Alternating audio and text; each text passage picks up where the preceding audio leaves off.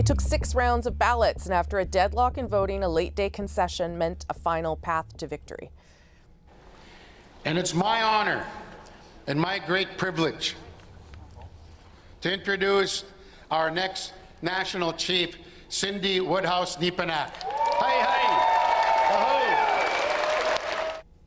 On Thursday, Manitoba's Cindy Woodhouse was elected the new National Chief of the Assembly of First Nations, representing more than 600 First Nations across the country. In her previous role, Woodhouse helped secure more than $23 billion from Ottawa in a landmark ruling on First Nations welfare compensation. And the National Chief joins me now from Manitoba, our shared home province. Congratulations, National Chief. Nice to see you. Nice to see you. Yeah. This is a big job. It can be a challenging organization to lead, as I know you know. What is your approach going to be here?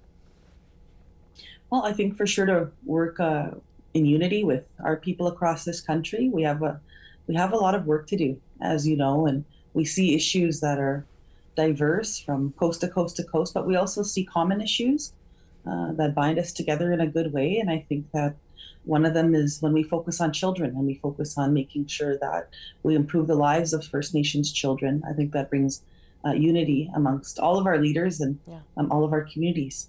And I want to talk to you about kids, because you were such a big part of getting that deal with Ottawa. But as you know, other chiefs too have said definitely your biggest job is to keep that unity, because many people believe it was fractured. You were one of the people who stood up and had the former chief removed. And I wonder how you sort of heal some of those wounds now and build bridges for people who weren't happy with the way that unfolded. Well, number one, it wasn't me. It was a unified approach from across the country.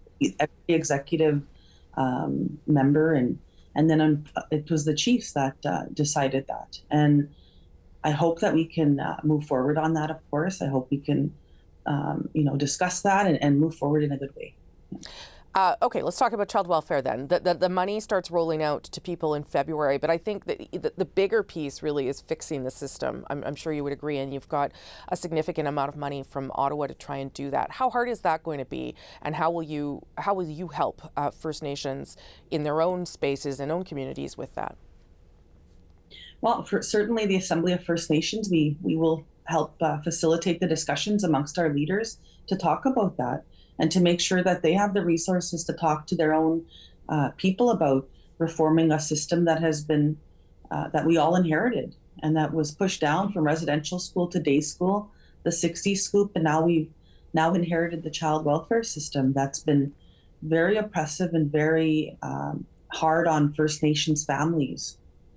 What do you think changing that will bring?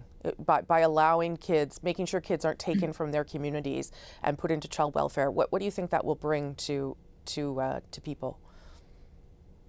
Well, if you're raised in your community, surrounded by your people, surrounded by your family, I think that means everything, because you don't grow up wondering who you are.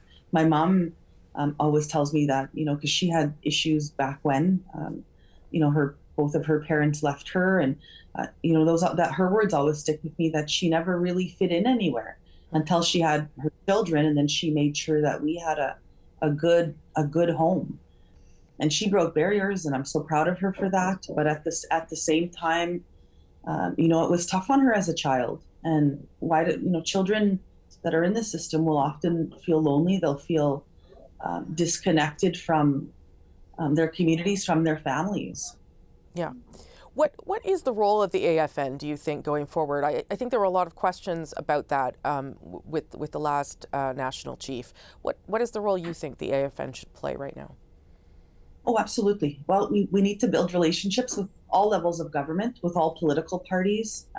We need to facilitate discussions in this country. We need to make sure that we're working hard that we're not left out of federal budget cycles, that we're not left on the sidelines when they're talking about $46 billion in health, but they don't have First Nations at the table.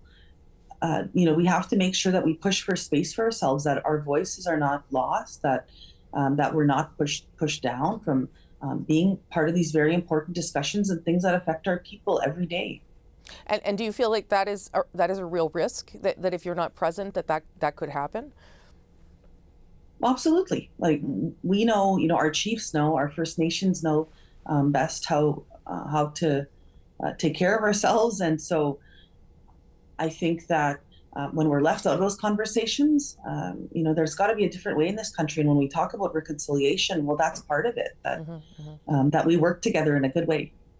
One of the things that you were asked about after you won and has come up as a conversation for all Canadians is the carbon tax. You've said that you will join others in fighting for, I'm not sure what your solution is, but for some sort of help when it comes to First Nations and the carbon tax. What are you thinking there? Well, I want to do a thorough legal analysis. As you know, I've only been in this role for 2 official days. Yeah. So I need a few days, Yeah. Rosemary, to go through that thoroughly with a team of experts and to look at it and how will that impact First Nations. We have to do a thorough review of that and a political strategy, possibly a legal strategy, and to see what that looks like. Yeah, I guess there are some Ontario chiefs already who are saying that that there should be some sort of, I don't know if they want an exemption or some sort of consideration for the way that it affects First Nations. So I imagine that's something you'll look at as well. Oh, it's a big issue, and we need to have a national discussion on it with our First Nations people. I will say you have been a donor to the federal Liberals in the past, and obviously that's fine. But you will have to be able to work with all the parties and perhaps a different government after the next election. Is that something you feel comfortable doing, and how would your approach be different? I want to work with all parties, all political parties, because my treaty's not with any one party. My treaty's with the Crown, and that's the way that I was raised. And for working with other parties, well, I'm going to everybody's Christmas party this week, and I want to work with all of these. And I'm going to greet them way. Yeah. And I'm going to, because that's what First Nations expect of us, is to work with all people. And our people, we're looking for allies in this country, and, we'll do our best. Yeah, Christmas parties is a good place to start. As First Nations and communities take on more jurisdiction and more responsibilities as they're downloaded from the government, would you see a time where the Assembly of First Nations is not needed because everything has happened, that First Nations have got the things that they want and deserve? Oh, I hope so. I mean, you want to see flourishing First Nations communities that don't need help. Of course, we want to get to that point. Yeah. That should be the point of all organizations, is to get First Nations to a place where we're occupying every field and we're moving ahead in a good way. And by doing that, it means that we have to meet every single, we do have to work with Canadians. We do have to work with all levels of government. We do have to, I've got to meet the Prime Minister. I've got to meet all the political parties on different issues, because there is legislation that will come through the House that will affect First Nations people. And I think that by building those relationships, it's very important, because we want to make sure that they hear our voices and that we're not left out. Chief Woodhouse, so nice of you to make this your first interview. Come back and we'll talk more. Nice to meet you. Thank you so much. Sure. Okay, have a good day.